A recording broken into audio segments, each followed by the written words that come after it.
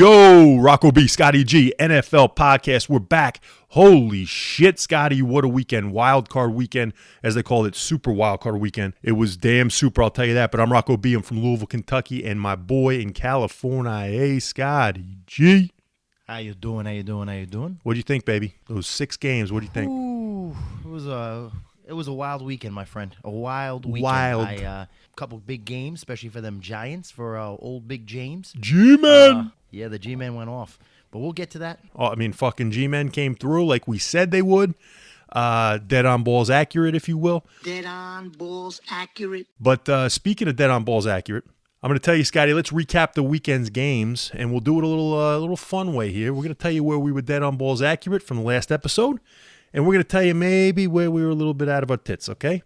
So let's start with that game. Let's go to Minnesota, Scotty boy. And we proclaimed on this podcast, that the fucking New York football Giants would be playing with somebody in the corner. The real Jimmy G was in their corner, and the fucking G-Men upset, not only covered, but they upset the Pyrite Minnesota Vikings 31-24. And now they're going on to Philly next week. What'd you think about Daniel Jones and Saquon Barkley, Dude. Scotty? Hey, I tell you what, I think they got their quarterback right now. Based on the landscape of the NFL right now, who are you going to get? Daniel Jones was literally Danny Dimes last night. It was the first time I would ever call him Danny Dimes. He was throwing fucking darts out there. And we also had a bad beat. I just want to give a shout out to my cousin Phil, who had a nice parlay set up, and all he needed was Daniel Jones to rush that TD in, and these motherfuckers got a holding call. We saw a little bit of yellow, didn't we? Holy smokes! Everyone was losing their fucking tits. What a shame. But overall, man, I gotta say, Saquon looks like he's at his best right now. Contract year, so it's a good time to be at your best. Of course, yeah. Daniel Jones was literally, if his stats weren't great and they lost that game, I would still literally be here telling you that he looked good because the eye test. I'm telling you, Rocco, there was times where he was throwing the ball in the perfect only place that the receiver could catch it. So I was highly impressed. Now, again, the only thing is, I want to just, pump the brakes a little bit, is that this is Minnesota, and this is probably the worst defense in the goddamn league. So Scotty, now I'm glad you pumped the brakes a little bit. Definitely I was something to just making sure the fucking Giants truck you're driving fucking had a little bit of brakes on it, because they did play the 33rd ranked defense in the league. But be that as it may, they had 13 wins. They were at home. Minnesota had the guaranteed money quarterback, Kirk Cousins. You had Justin Jefferson, the best receiver in the game, people think.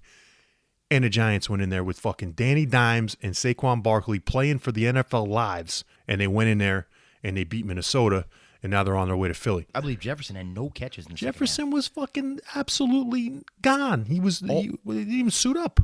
All I know is Dable, to me, won Coach of the Year the second I saw Kenny Galladay lay a block on somebody for a big play. I don't remember if it was a touchdown or a big play, but I couldn't believe it. I know. You're right. I was like, if this guy can get him to do anything, if he can get Kenny Galladay to block, he's my Coach of the Year. Yeah, no, you're damn right. I think he is the Coach of the Year. You're absolutely right. Now, in another spot where we were dead on balls accurate. Dead on balls accurate. The Baltimore Ravens. Now, even though they got defeated by the Cincinnati Bengals, like we told you, they stayed within 9.5. They had a lead in that game for most of it, Scotty. They were beating Cincinnati in Cincinnati, and then Cincy's fans were sitting on their fucking hands until Sam Hubbard, with one of the plays of the playoffs. Playoffs?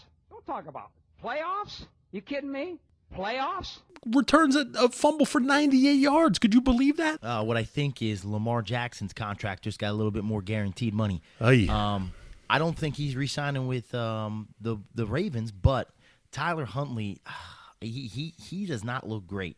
And you know what the thing is? Here's my whole takeaway from the game. One, the Ravens offense with Tyler Huntley does not look great. But what was more alarming is even though they were in the game and they had a chance to win it, if it wasn't for that, I don't know what the hell he was doing with the ball. I don't know how he let that happen. But you take that play away, the biggest thing to me was the fact that the Bengals, they're in trouble, brother. They don't look fucking good. The Bengals they're beat up on the O-line. They're the beat up Bengals. Joe Burrow, he's good. I mean, he's amazing. He, like you said, he might be the best quarterback in the league. He's definitely top 3 in my book. He may be the best.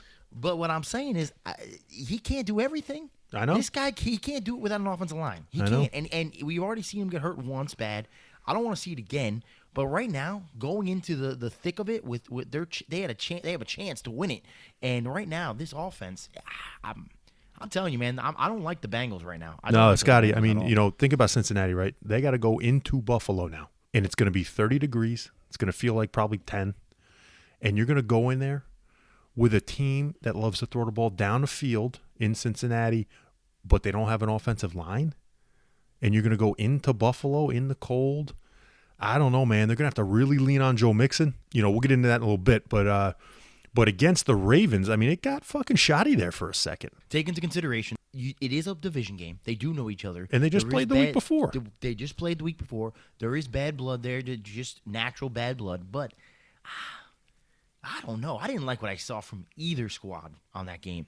All I saw was, man, you're in trouble when Lamar leaves, and, man, you're in trouble if you don't get this offensive line fixed, especially this season. Yeah, I'm with you. I mean, Baltimore, we'll get into that a little bit later. But, I told you, John Harbaugh is such a fantastic coach. I mean, he is working with a lot of dog shit, and they almost win that game in the playoffs. Okay, so my two personal favorite coaches in the NFL right now are both in the AFC North: Mike Tomlin and John Harbaugh. Yeah, I would move mountains to get either one of those guys to coach my team for the next 10 years. Fantastic, absolutely fantastic. Now, we're going to tell you a little bit of where maybe we were a little bit out of our tits. Oh, we are completely out of our tits. The Los Angeles, as some would say, our tits were leaking. Chargers.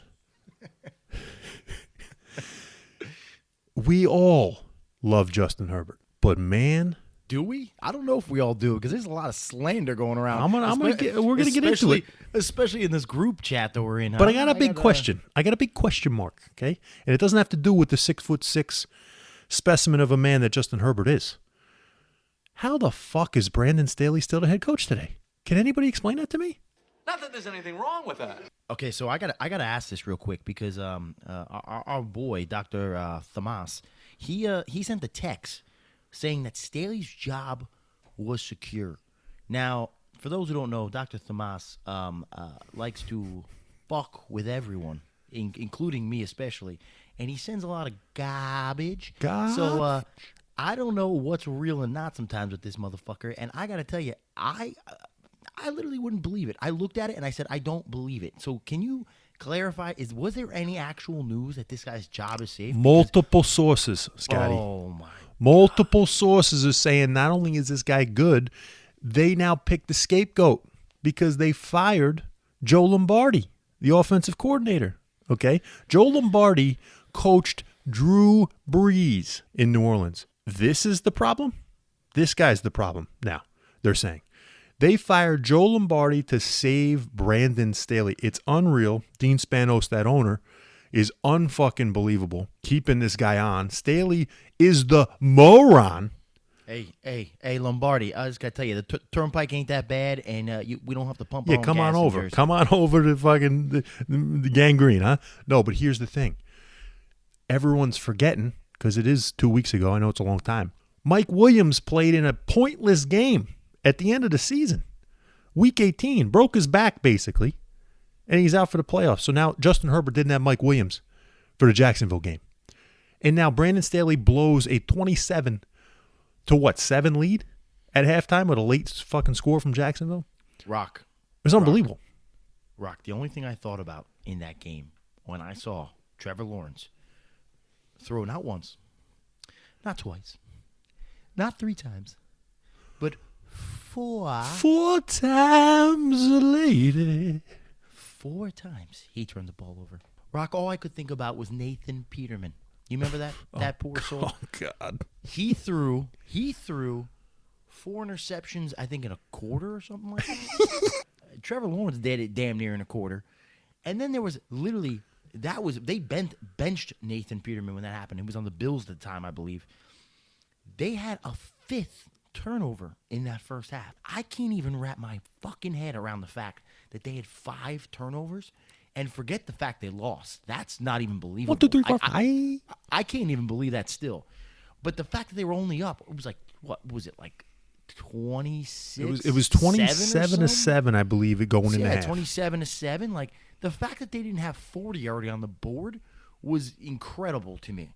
And then the fact that they lost is they scored 3 smokes. points, okay? They scored 3 points in the second half, okay? And they let the Jaguars score 24 in the second half. And they lose 31-30 without Mike Williams, who they lost the week before in a meaningless game, and with a quarterback in Justin Herbert, who I believe now has a little bit of fucking chap on his ass because I think he's on a hot seat.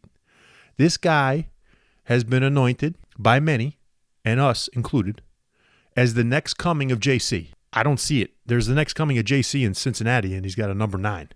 But Justin Herbert, if you are what we say you are, you don't let him off the hook. You fucking finish the game. You're out of your fucking tits. Finish the game. You don't score 3 points in the second half. Justin Herbert is incredible. He's going to be fine. And you can check the tape. There was one of these pods. I took the 3 quarterbacks in my mind that are top, and I compared them to somebody. I said Mahomes is like a better version of Favre. I said Burrow is going to be the next Tom Brady. You did. And I said Herbert was going to be the next Peyton Manning. You know what Peyton Manning also did? Choke artist. He choked. Mm-hmm. He choked all the fucking time. I know. So right now, I'm right on par. You're looking pretty damn good. You're looking pretty damn good. Because Herbert looked great in the regular season. So did Peyton Manning. I mean, and we got to remember, too, Herbert is also still dealing with... That was fucking 4 months ago. Come on. No, I don't want to hear it. Rock, it never healed. He never let it heal. And everybody's banged up. He's got torn rib cartilage or fractured rib cartilage, whatever the hell that is. Yeah, shoot it up. Let's go. Shoot it up. Get out there. Think about this, Rock. You know what you said? You said, hey, he's 6'6", whatever the hell he is. How does he keep getting balls batted? Well, maybe when he extends and throws and goes up top, maybe that's when the ribs hurt. Maybe that's why he's maybe you should go take some extends. How about that? Fucking load boost. Load boost, huh? Okay. I'll show you extends. Yeah, listen, here's the thing, okay? The Chargers are a fucking dumpster fire every year. Spanos needs to go. It's unreal, man. That loss to Jacksonville really, really stings. Great for Dougie P, great for Trevi Boy, but the Chargers gave them that game, and that's where we were out of our tits with taking the Chargers. Now, another place we were out of our tits. Ooh, boy, Scotty. I got 2 words for you, Scotty. Skylar Thompson. How on earth, this planet we're living on, how did Skylar Thompson make that an absolute barn burner of a game against the Buffalo Bills? Tell me how he did it. I got two reasons. One, Josh Allen. 2-time Scotty. He likes to turn the ball over. He had 4 big turnovers. That's one. 2, I think we got to start talking about how Buffalo's defense is not as elite as we might have thought in the first half of the season, because we stopped talking about them the second half, or at least, society stopped talking about them. It was just all about the Niners and Dallas, and even the Jets were still talked about to a degree until the last couple games. Philly's defense was talked about. But what happened to the Bills' defense? I mean, the first 5-6 weeks they were anointed number 1 defense. You're right, and they got. I mean, they lost Von Miller and they lost Micah Hyde. Yeah. I understand that, but they got Tre'Davious White back. Yeah, I mean, I know. I'm with you. Now the whole thing with Hamlin too. You would think, that would galvanize that defense even more, and they'd be playing their balls off even more. That's why I took them by 33.5. Because I figured they would have the power of DeMar and their fucking, they'd have the threes all up there, right? No. It looked like they didn't want to play on defense. The other thing is that Dolphins defense isn't very good. Oh, it sucks. And how did Josh Allen have almost 4 turnovers? The Jets played that exact team because they had Skylar Thompson when we played them. 9-6. We beat them fucking 33-3 or some shit. Yeah. We destroyed them. And in the game, they scored 9 points. With Zach Wilson. Yeah, Zach Wilson was our quarterback. It's unbelievable. I was shocked, but at least they pulled it out. And, of course, the refs had a couple calls there for Buffalo to make sure they get to the Super Bowl. So, to me, the Bengals and Bills are in the same boat. They're both in a little bit of shaky ground here. They're in trouble, both of them. Yeah, shaky ground. I'll take it. All right, now let's get back to a little bit. Let's get off that of our tits because we went 4-2 this weekend. All right, there's our 2 fucking fuck ups. Here we go. back to the winning ways. Dead on, balls accurate. Scotty, my Dallas Cowboys. Unbelievable. Unbelievable game. I don't think that anybody would have guessed that we would have seen 5 touchdowns. 1, 2, 3, 4, 5 touchdowns from Dak Prescott against this team in Tampa Bay, who is in, you want to talk about shaky ground, fucking in shambles is the Tampa Bay Buccaneers, but the Dallas Cowboys beat the shit out of the NFC South champs 31-14, and they're on their way to San Francisco. What do you think, Scotty? I first off want to give a big shout-out, thank you, to Dak Prescott and T.Y. Hilton, because they helped us win our parlay. Dalton Schultz as well. Thank you. T.Y. Hilton had 23 yards. We needed 21. I didn't realize he only had 2 fucking catches. I didn't even look at that until after the game. I was like, this guy barely made it out for us. I told you it was going to be 21 and a half. Holy smokes. But, so I'll tell you what. I'll give Dallas their flowers because you're going to find some thorns on them flowers when we get to talking about next week's game. I don't know if I disagree with you. They look good. Dak looked amazing. He did. Zeke looked like he's done, which I've been saying all fucking year. It's unbelievable. This guy is done. Yep. Pollard's great, but he can't be a number 1 in my opinion. T.Y. Hilton, again, I'm going to say this, probably the best pickup of the season outside of Christian McCaffrey. I mean, No, just imagine him or OBJ. Just imagine. It's such a small thing, and when I say T.Y. Hilton is a big pickup, people will be like, T.Y. Hilton's washed. He's not that good. You don't know what the fuck you're talking about. But if you look about how he creates something and how just he fits. gives Dak a little bit of that safety blanket that he was missing. Oh, yeah. Because Dalton Schultz ain't that. Zeke ain't that. CeeDee Lamb's not. He's not that. He can be a safety blanket, but he's going deep. He's not that short route guy. He's not that smooth route runner that T.Y. Hilton is. So, I mean, you got to think. I mean, he was a massive pickup for this team. Huge. And they look great. Dak looked great. McCarthy didn't make any bonehead moves. At the end of the day, though, you did play Tampa. Tampa probably shouldn't have been in there. Yeah. I was banging my fist on the desk that it should have been Carolina. I was rooting for Carolina to go. Even Sam Darnold and his bunch of misfits would have probably made a better, interesting game than Tom Brady You're probably did with right, that yeah. team. I mean, him and Mike Evans looked completely off. I hope Mike Evans goes somewhere cool. Yeah. I hope Mike Evans goes to I don't need him on the Jets, but I hope he goes somewhere interesting. Well, it'd be great if he goes to Vegas with Brady. Imagine him and Devontae. My God. Yeah, but here's my thing, Rock. I don't even know if that's the case because they're so out of sync. It almost looks like Brady's got an issue with it. They were going out of sync, and then he just kept going to Godwin. If you watch that game, it's Godwin and Rashad White the whole game. No to Fournette, me, it looks like there's something wrong Mike with Evans. Evans. Looks like there's something wrong with his groin or something. He's not running the same routes. I know, but there was also times where it doesn't even look hurt. There was times where he went left and Brady threw right. Yeah. Like, they're just not on the same fucking page. Yep. Well, the TY in T.Y. Hilton stands for thank you. And I really believe that it's a huge thank you for him coming along instead of fucking OBJ because, I really think he actually is going to help this team. He's going to help this team. He has helped this team. What I liked was, we played a 9-loss team. I'm not fucking all excited shooting in my shorts over here. The thing is I wanted to see what we had out of Rain Dakota Prescott. And it seemed like finally he said, I'm going to fucking show up today. And he did. And that's great. And that's what this team could look like if we had a team with a Dak Prescott that showed up every fucking game. So let's see what happens. And you play a garbage defense every week, yeah. Yeah, you're exactly right. I mean, it's Dak's MO, man. So we'll talk about the San Fran game soon. Speaking of San Fran, here's another part where we were dead on balls accurate. Dead on, balls accurate. The San Francisco 49ers kicked the shit out of the Seattle Seahawks 41-23 after losing by 1 at halftime, and they end up winning by 18. The San Francisco 49ers, Scotty, can they be beat? Well, you want to talk about next week's game or you want me to talk about this game? Because I'm going to tell you right now, this Seattle game, the score was what, 42-23, I think? 41-23, yeah. 41-23. That first half, you would not think that score was going to happen. No. That first half, Seattle 17-16. was a little bit in command, actually. But once Brock Purdy kind of settled in, once, who was it? I think it was Debo got pissed off. They pulled his leg on the one play. Debo, I don't know if you saw. He got Mm-hmm. fired the fuck up. Yep. He went off after that, and I feel like at that point it was just there was no turning back. And Seattle, I think is a little overrated as well.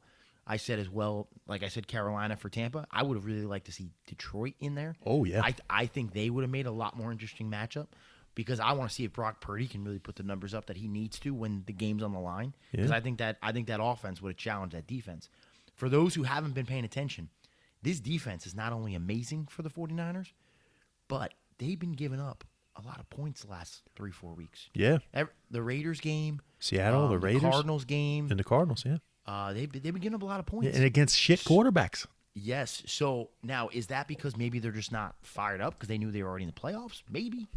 I don't know. Maybe it's But- ripe for the pick, and we'll see. I don't know. So I'll wait until we talk about that Niners Dallas game. But overall, I thought it was it was kind of what I expected was going to happen in the second half. I thought it was going to happen all game. So it kind of was no big surprise. Yeah, before we get to Geno Smith, because we have a question from one of our listeners that we're going to answer here in a second. But as for the Seahawks, Scotty, real quick, I just want to go over how Seattle's season ended and how they're looking in this offseason. There's just something missing with Seattle. And I really still don't feel like it all falls on Geno. There's something missing in that defense. I don't know whether they really miss Bobby Wagner. What do you mean? They don't have a defense. They just got Exactly. They just got Woolen. Young fucking kids, right? Young guys. Yeah, they're But- going to be better. But there's just something missing with this team that I don't know if it's just going to take another year to build, right? But Yes, I think it is. But here's the thing. With Geno Smith, let's get into this. We got a fan question. In this segment, you got the questions? Well, we got the fucking answers. And we got a question here from B Storm. Here he goes. Lifelong Seahawk fan, B Storm here as always.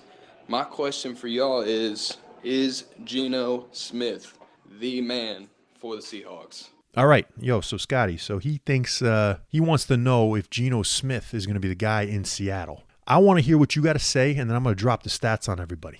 My opinion is Geno Smith is the Jets' Geno Smith. The problem with Geno Smith is here's my two issues with Geno.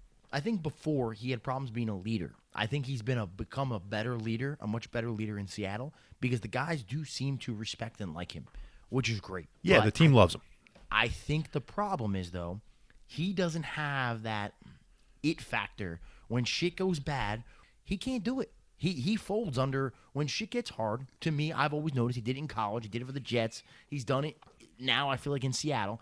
Now, yes, they got into the playoffs, but let's be real. They kind of backed their ass into the playoffs. I mean, They definitely did. They definitely did. They were looking good for a majority of the season, but it was also schedule favored. They needed Green Bay to lose. And then every team they played that looked good, they did not look good. Yeah, they I play a think- Baker Mayfield Rams, and they had to fucking use overtime to get into the win with them. I know. Look, here's the thing, and I'm going to say it from experience when we had Ryan Fitzmagic, as you will. There's a handful, not a lot, there's a handful of quarterbacks in this league that are very, very good backups. And every so often, with the right schedule, with the right players, and the right kind of balls bouncing their way, big balls, they have incredible seasons and look like they should be starters. Yeah. That doesn't necessarily mean they're starters. Absolutely. Geno Smith does this for another 2 years, I'll fucking take it back and say, man, this guy really turned it around. Yes. But we've never seen this happen ever. We've never seen a guy that just wasn't very good come out of nowhere and just all of a sudden start being good. Well, we've seen it with one guy, and we'll get into that in a second. All right. Well, But go you ahead with your believe stats. that Geno Smith is not going to be the guy, correct? You believe No, this is an aberration. This is 1 year out of nowhere. If I'm Seattle, I roll with him one more year. I go get all my defensive pieces, and then I go get a rookie. Now, is he due to get paid though this year? Now he's going to get paid, but you can franchise him if you want. Yeah, I'd franchise him 1 year and go Okay. get all my defensive pieces, and then let him walk to next year. Is what I would do. Okay. Well, because look at these stats, Scotty. This is it actually blows my fucking mind. I'll give you the good, the bad, and the ugly with Geno Smith. Here's the good, and it's a lot. He had 70% completion percentage. You know where that ran in the league? The fucking First. tippy top. Yeah, first. He's Okay. first in a lot of categories. He this year. was eighth. He threw for 4,300 yards. He's eighth in the league. He threw for 30 touchdowns. That's fourth in the league. His 101 passer rating was fifth in the league, and his 61 QBR was sixth in the league. Unreal. Now, you want to get to his bad. He had 8 fumbles, but he lost 4 of them. And then if you add those with the 11 picks, it's 15 turnovers, 8th in the league out of the fucking 32 quarterbacks. Not good. Now, the fucking ugly is he's tied for 2nd in the league for taking sacks. 46 sacks. He's tied with Kirk Cousins, right? And he lost 348 yards of those, which is only behind Russell Wilson and Justin Fields. So you're taking a lot of bad sacks. You're losing a lot of bad yards. Not good. But if you look at all those stats and you say, holy shit, bro, 1st in completions and 4th in touchdowns, and look at the passer rating, holy shit. You can't go on just the stats alone. I tell you this all the time. You just can't. It's got to be an eye test. And you know it. You can see it. You've seen it with the Jets, and you've seen it with West Virginia. You know it. But these Seattle fans, B-Storm, anybody who's out there, he can't fucking be your quarterback. I'm going to tell you why. There's 3 guys off the top, and Scotty knows one of them well. And I'm going to go and I'm going to give you their pyrite fucking season, right, that got them extensions and got them paid. Mark Sanchez, 2011. He threw for 4,000 yards, 26 touchdowns, 18 picks. 18 picks a lot, though. I know it's a lot, but then he got the extension from the Jets, and we know what happened there. Matt Castle, 2010 with the Chiefs. 3,100 yards, 27 touchdowns, 7 picks. Everyone thought, holy shit, he never did shit after that. Derek Anderson, you remember fucking 2007 with the Browns? 3,800 yards, 29 touchdowns, 19 picks. He got a big fucking contract. Nothing. Okay. What you're assuming you think this guy's going to be, it's only happened once with one fucking guy, Rich Gannon. Okay. Rich Gannon was drafted in 1987, Scotty. 87. Different game. I know, but do you know when he won the NFL MVP? What was it, like? 2002. I was going to say 97. 15 years later. Oh, that was when they went to the Super Bowl? Yes. Could you believe that? It's the only time, and I thought it was just his 1 year. Like, I always thought he just came out of fucking nowhere and just played for that season. No, he was a Pro Bowler for 4 years in a row. From 99 to 02, he was a Pro Bowler.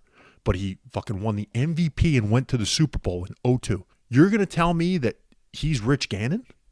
No fucking way.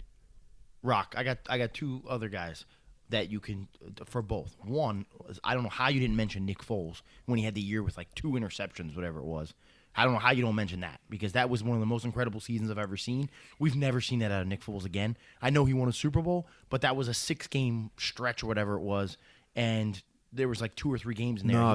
Here's why Foles doesn't make sense here, because he fucking fit and won a Super Bowl with the team. I really truly believe, and I've told everybody this, I truly believe that if they did not get rid of him and they let Wentz walk, I almost don't even think Jalen Hurts is an Eagle right now.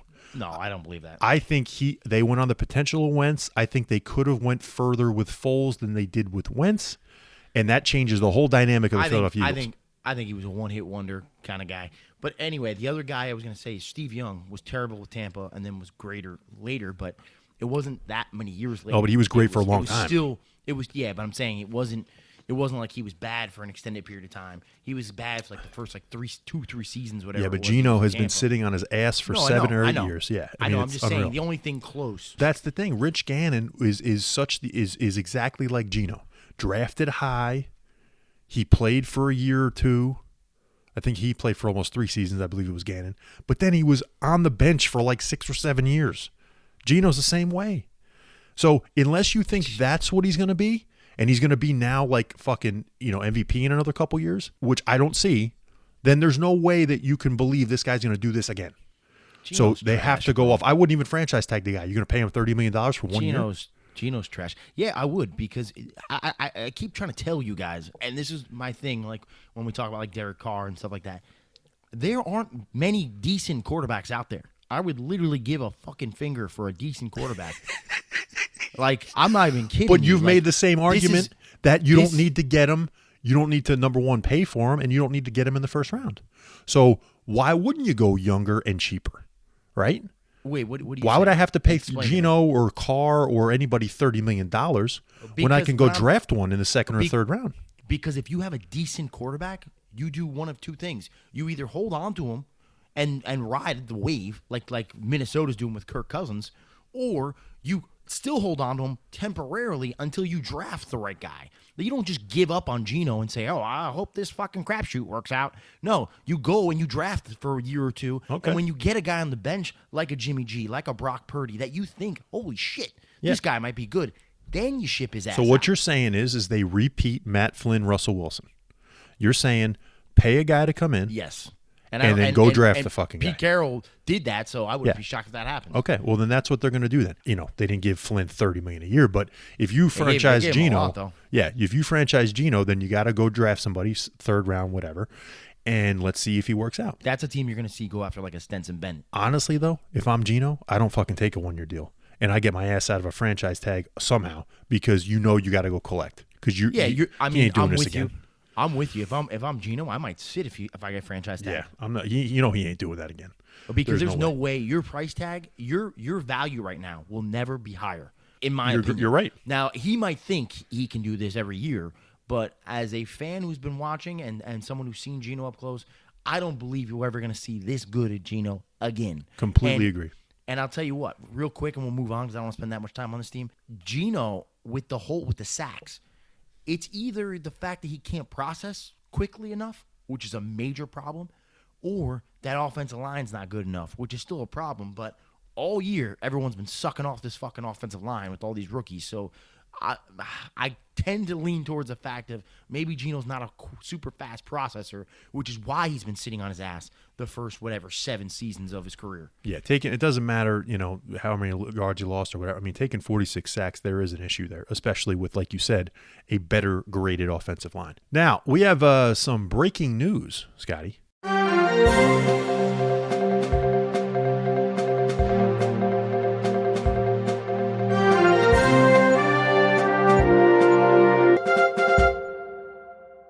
The coordinators in this league, some of them don't have a job today. So the 2 offensive coordinators, now that are gone.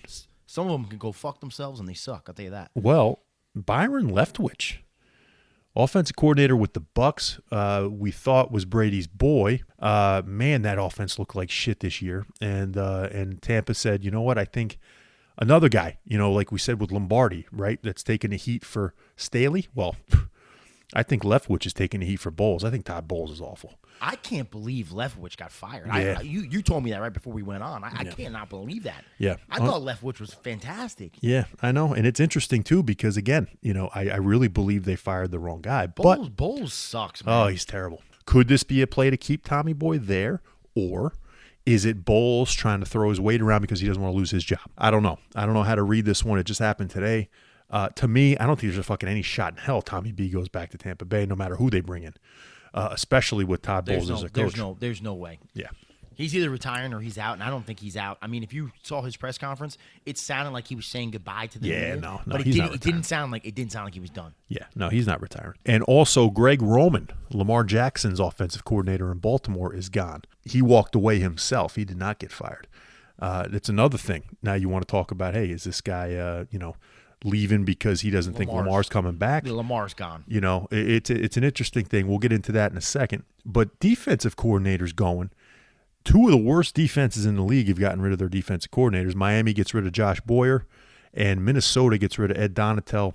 Minnesota's defense was absolute Swiss cheese, and if they had a defense, I think this season looks a little different, but they still got to change at quarterback. Miami wasn't very good either. No, their defense is terrible. Scotty, do you have something for me? I think you said you wanted to bring something up. Whoa. Just wanted to say that the Jets, they have an OC vacancy. And for those who haven't been following. Thank God. Yeah, for those who haven't been following, he's fucking terrible. Real quick, Elijah Moore, which is what I was kind of alluding to. I feel like he kind of went over your head. I didn't get any reaction out of you. I was like, come on, Rock, I'm fucking laying this up for you. Elijah Moore went on, and apparently, well, he didn't go on, but apparently it's leaking out now that practice in week 6, this guy had an argument on the field in the middle of practice, told the coach to go fuck himself, told him he sucks because he got no targets in the Green Bay game. Now, why am I bringing that up? For 2 reasons. 1, LaFleur got fired. And 2, it's a great segue to say they just interviewed Nathaniel Hackett from the Denver Broncos. Oh, boy. Now, Nathaniel Hackett sucks, in my opinion. As a head coach. I don't even like him as an OC, to be honest with you. But Nathaniel Hackett has one big fan in the NFL. Oh, God. And I find it very, very interesting. Please don't. So catching up on some of my, sports shows in the last 2 days since I finally got settled in here, I saw, Aaron Rodgers Tuesday on the old Pat McAfee show. And let me just say, I would love to keep that motherfucker in some green, baby. Oh, God. Let's go get his ass. Oh, God. I think you're on the fucking ayahuasca. I'll take all the, I'll do ayahuasca with this guy. That's what you're doing. I'll do it with him. I'll Holy take the shit. trip. I'll take the trip to do ayahuasca if that's what it takes God. to get Aaron Rodgers 2 years. Give me 2 fucking years. Aaron Rodgers, Garrett Wilson, Elijah Moore, fucking Breece Hall. You imagine? You imagine? Scotty. I mean, now, everybody knows. Again, I love you. I'm a de facto Jets fan for you. Why are they interviewing a shit fucking guy? Because they may believe it's an option. It's just not. There's just too many. Extenuating circumstances that Aaron Rodgers is not going to be a fucking New York Jet. It's not going to happen. I'm just telling you, man. He sounds like he's out. He's definitely sounds out. like he's out. But at the same time, he said the same shit last year. And he sounded the same last year. He's a fucking prima donna. I'm telling you, Scotty, you don't want him. What has Aaron Rodgers done? Oh, I want him, baby. I mean, that's what I hear. But just tell me logically, what has he done for you to want him in the past 5 years? I don't know. He's done nothing. 2 MVPs and all. And what has that gotten you?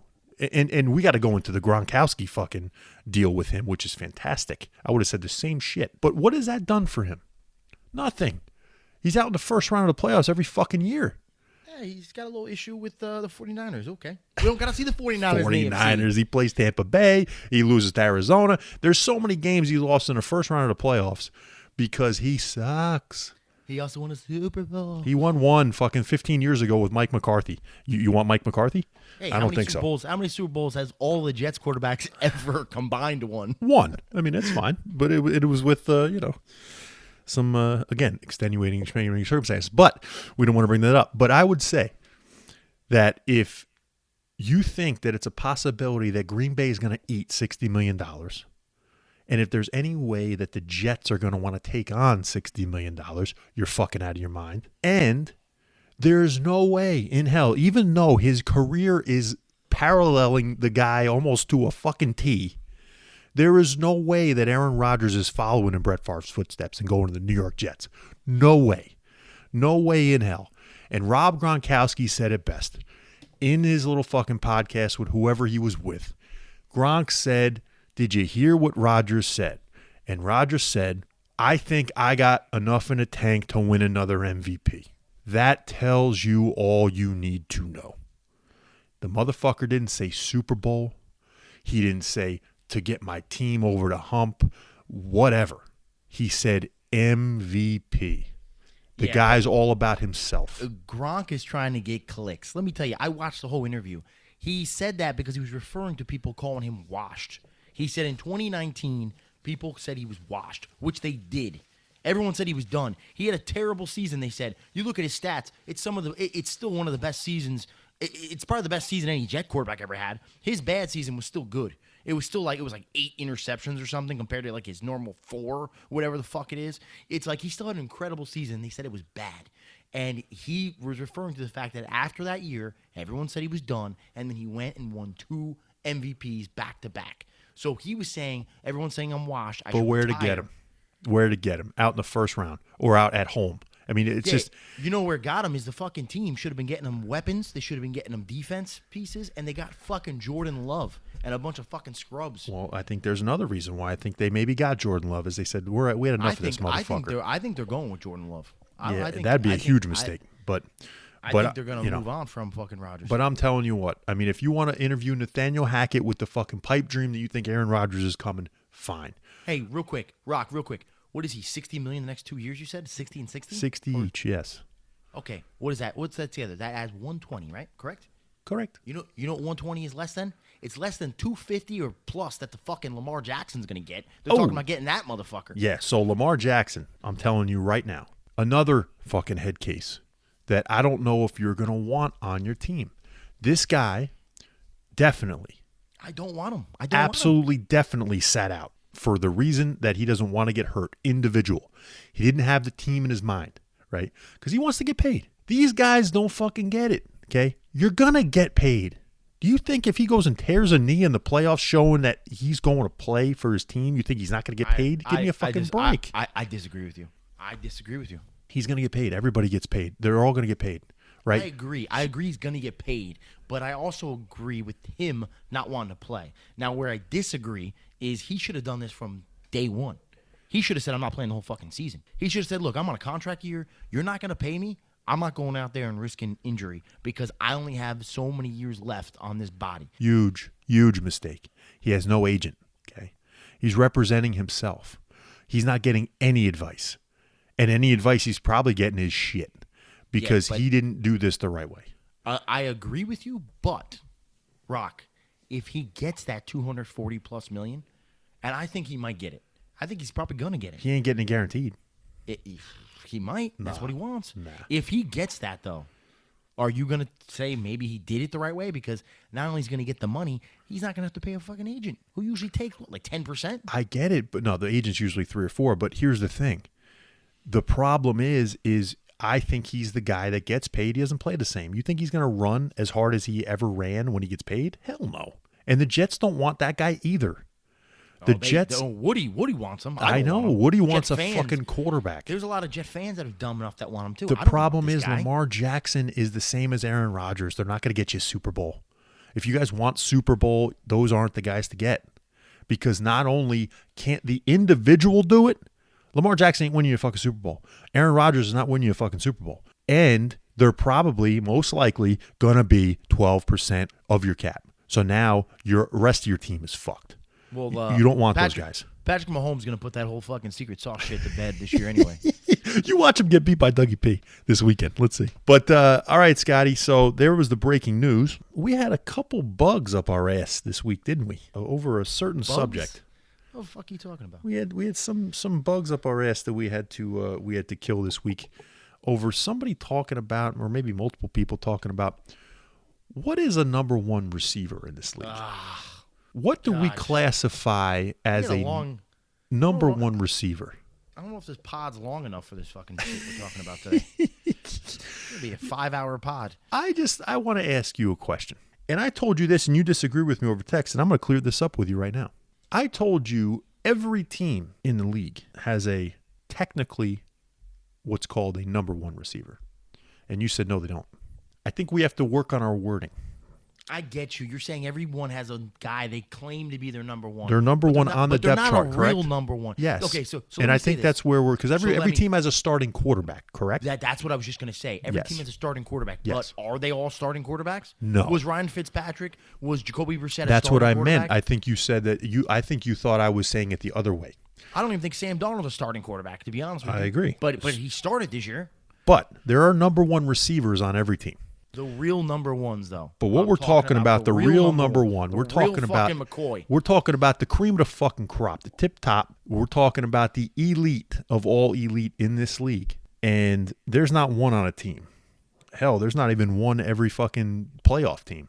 To me, there are certain things that you must have as a number one bona fide stud receiver. I got a little list. Can I start with mine because I feel like you're gonna destroy my whole list. No, I want you to. I want to hear how many number one elite motherfuckers at wide receiver do you have in this league? I'll tell you this. I got 4 elite receivers. 4. That's it. I got 1, 2, 3. You got 2 less than I do. That's good. Okay, I got 4 elite receivers, and I got about a total of. Would you say 10 or 11? No, right now, from what I have in front of me, I would say 12, maybe 13 in the league. Let's go, man. This is gonna be great. Let's put this number one shit to bed after this. I can't wait. All right. So I made a little acronym. I got it. It's called SADDLE. You fucking did an acronym? Who the fuck are you? Oh God, saddle up, motherfucker. Saddle, baby. Holy shit. Spelled. It's probably not really saddle, but this is how I'm calling it saddle. It's SADOL. Okay. Right. So dole. So it stands for stats. Okay. I'm gonna go. Of course through it does. Quick. All right. Of course it starts with stats. Sure. And look, I think every receiver needs to hit all 5 of these things. To me, you got to hit all 5 of these things. Okay. And not every receiver does all these things. Every number one receiver, in my opinion, they have 70 receptions at least.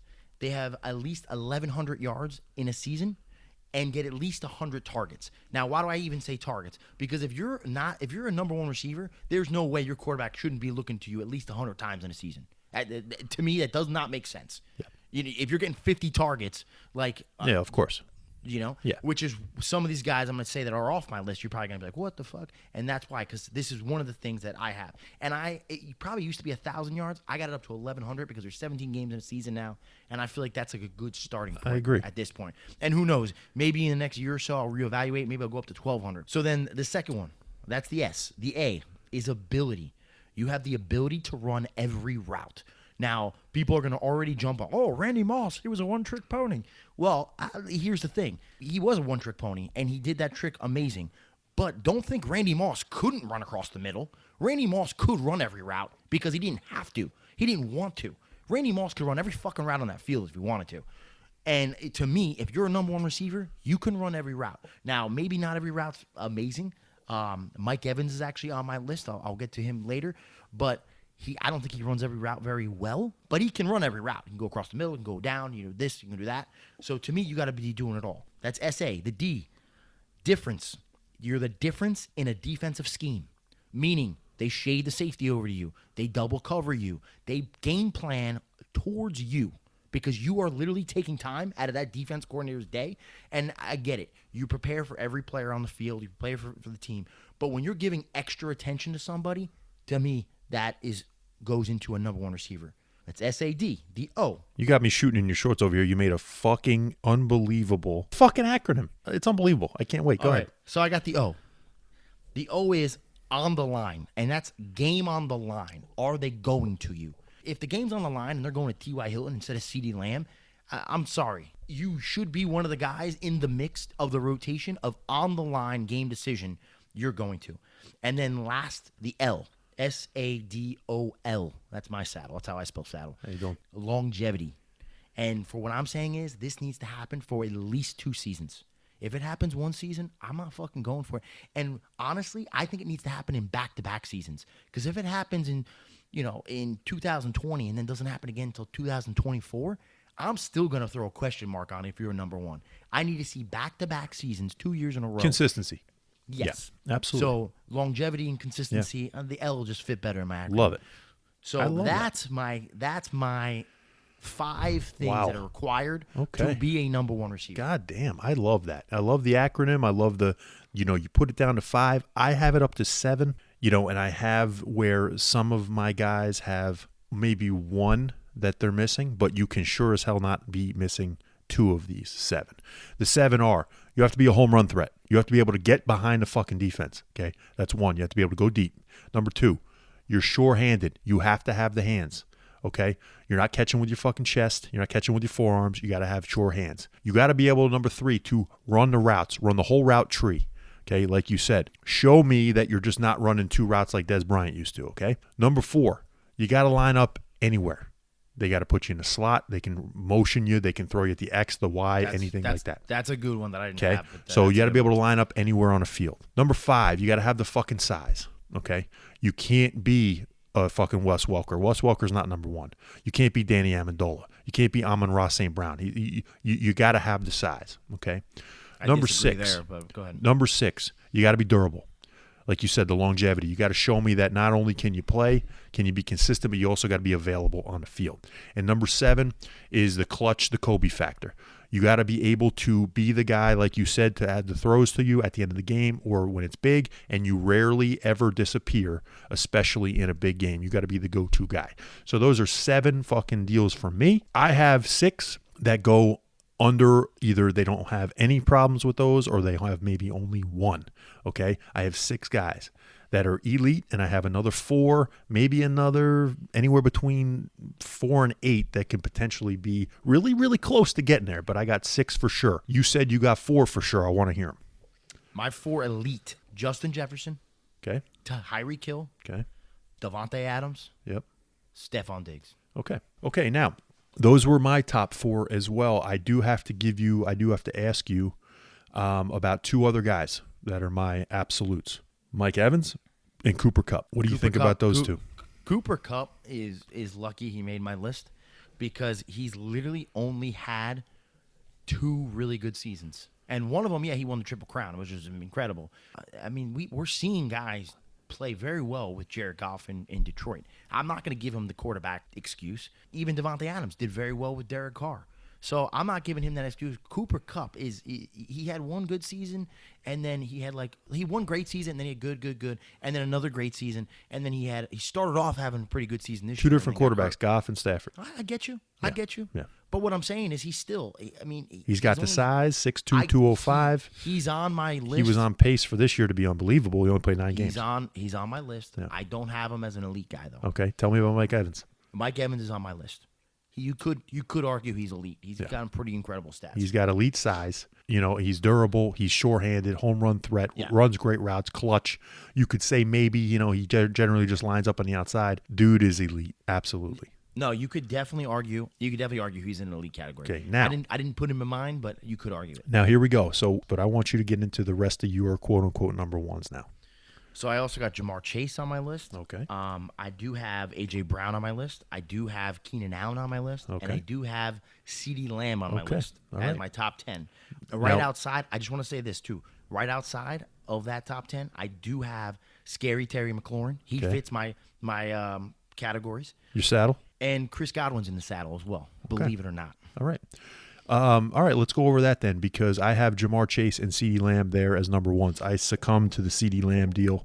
Yeah, you got to look at it. I mean, it is what it is. You look at the stats, okay, and all that. I think he's got a little bit of issues with his hands sometimes. Which I will say real quick, Rock, before I let you finish. I do want to point out that part of the reason we're doing this is the uproar of calling CeeDee Lamb not a number 1 receiver. So the eye test gave us kind of a cause to pause, if you will. Yeah. And we kind of dug into it, and that's where we kind of changed our mind on it a little bit, and then dug deeper into the whole wide receiver. Well, here's where I'm going to fight you on AJ Glass in a second, but here's where we differ. I have Jamar and CD right on that. I don't feel super comfortable about it. Cusp, because I believe Jamar and CD both have problems with their hands. Jamar Chase is a freak of nature, and CeeDee Lamb is phenomenal when he gets the ball in his hands. Okay. But both of them, I think their route running should be crisper and sharper. So I'm not going to put them in the top 6 of what I had with the rest of the guys. Devontae, Tyreek, Stephon, Justin Jefferson, Mike Evans, and Cooper Kupp. Now, here's where we get fucking juicy. Here's where we get saucy. You got AJ Glass is your number 1 elite receiver. I'm not even sure he's the best receiver on his team, Scotty. And I'm going to tell you what. We've given him so much shit these past 2 years. Is that what we're talking about? We're talking about the Philadelphia Eagles receivers. We've given this guy so much shit these past 2 years because of his size. Do you know that one man on the Philadelphia Eagles, one man, broke the Philadelphia Eagles catch record this year? Do you know who that was? Devontae Smith. Devontae Smith. Devontae Smith has a better catch percentage than AJ Glass with fewer targets, and he has more drops than AJ Glass. So less opportunity with the ball in his hands, and he still broke the Philly record, not AJ Glass. Okay. You think part of that is probably because AJ Glass is getting more attention, which frees up Devontae? Because Devontae probably could be a number 1, or maybe he's off of each other, Scotty. Maybe he's a borderline number 1. I didn't want to jump the shark. But what I'm about to say, what does that mean? What I'm about to say, shooting my shorts essentially before I fucking say what I wanted to say. Neither one is a number 1, Scotty. They are playing off of each other. You're okay. Tits. AJ Glass couldn't do it alone last year in Tennessee, could he? I can go into the stats. I don't want to bore everybody, but he couldn't do it alone in Tennessee. And Devontae Smith sure as hell didn't have this type of season last year without AJ Glass, did he? Yeah, there's not many receivers that can do it alone. Yes, they can. Mike Evans has. Cooper Kupp has. Justin Jefferson. Godwin. Look at Godwin's stats. I've done it. Look, and guess what? Godwin's only been there since 2017. Mike Evans has been doing it since 2013. Okay? Stephon Diggs has. Devontae Adams has. Even fucking this year, CeeDee Lamb has. So don't give me that. Those guys are working in tandem. They are both 1As. There ain't no one. Your tits are leaking. There ain't no 1A, 1B. AJ Glass, where was he in Tennessee? Where was he with these numbers? With nobody on the other side. Can you also remind everyone what fan of team you are? Like what team you like? Oh, I mean, the Eagles have 2 receivers over 1,100 yards. It's unreal. I mean, I don't want to get into the whole team record bullshit because, 88 catches for Mike Quick as your team record is fucking ridiculous. Okay? Like, it doesn't matter that they got the record broken. Who cares? You know how many other teams have fucking more than 88 catches as their team record? That's a joke. What I'm saying is, look at their individual stats when they weren't together, AJ Glass and Devontae Smith. They weren't fucking what they are this year.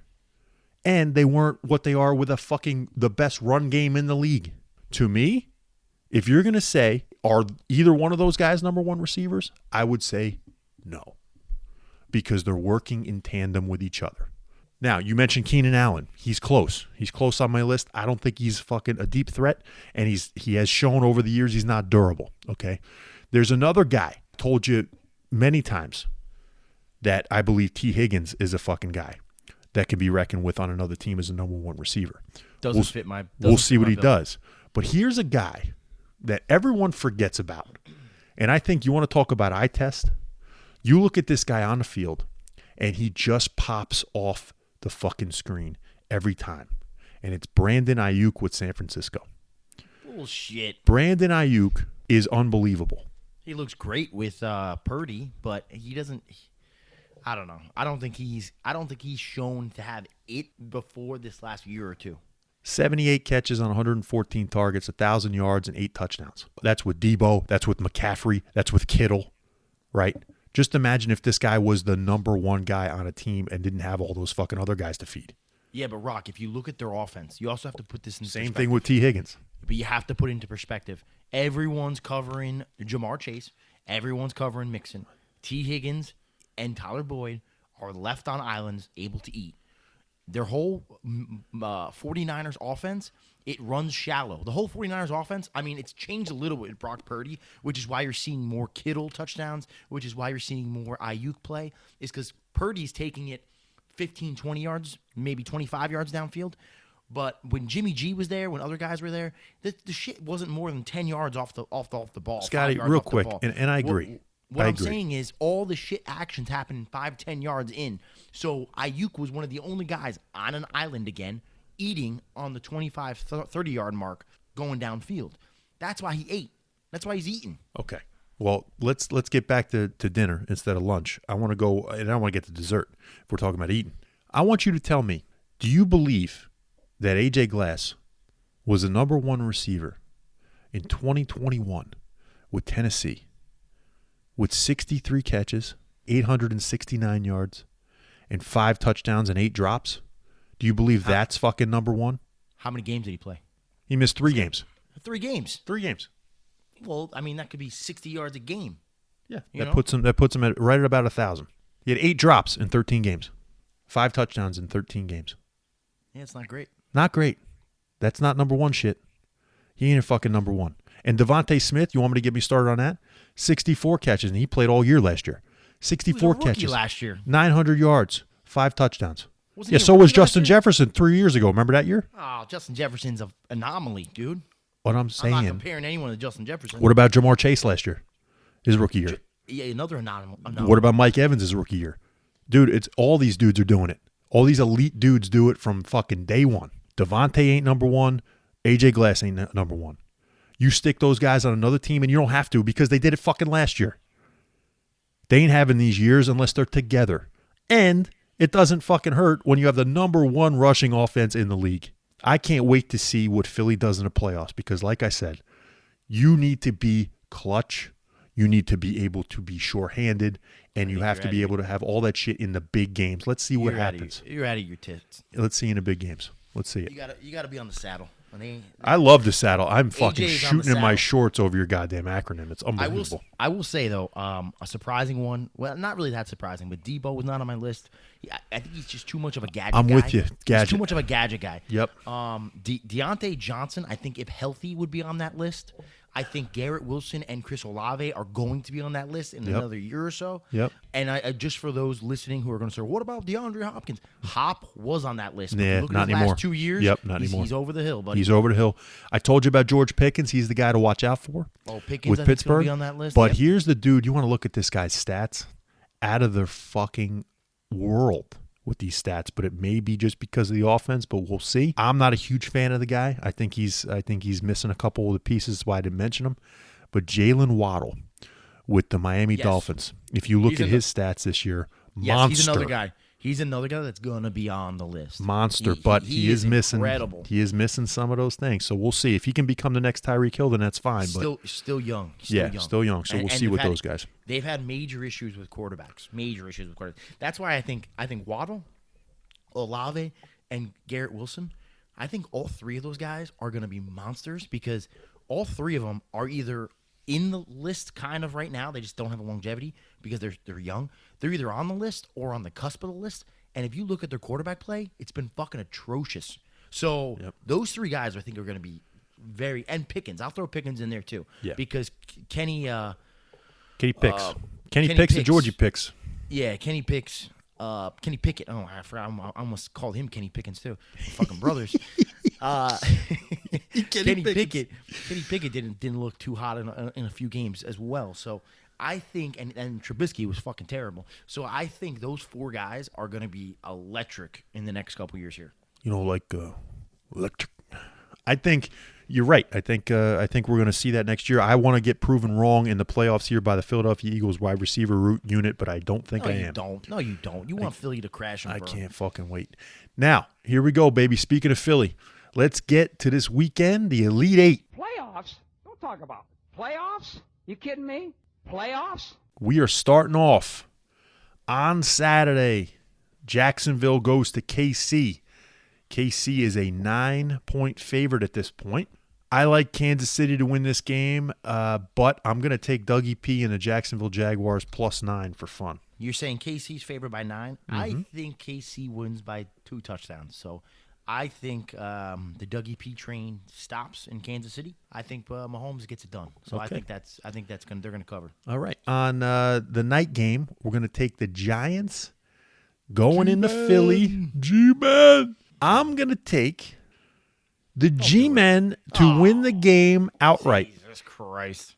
against the Philadelphia Eagles, who've taken a week off with Mr. AC Joint. Cry, Eagles, cry on Jalen's right, AC. I think the Giants are going to fucking keep rolling with Daboll, and I think the Eagles are going to get a little rusty in the week off, and I'm taking the Giants outright. The amount of Eagle and Philadelphia hate that spews out your fucking mouth is disrespectful. I'll tell you that. I'm taking Philly, and I think they cover. I think it's going to be honestly, I think Giants will probably keep it interesting maybe in the first half or so. So 7.5 you're taking with Philly. Yes. Okay. I think Philly probably wins by 10. Okay. We get to Sunday with these slate of games that are fucking so salacious I can't even take it. The afternoon game is the Cincinnati Bengals going into Buffalo against the Bills. The Bills are favored by 5.5. I'm going to take Buffalo to win the game, but I'm going to take Cincy to cover the 5.5. Question: did Cincy have their whole offensive line healthy when they played them last time, or was the offensive lineman that's hurt, the guard, already out? Guard.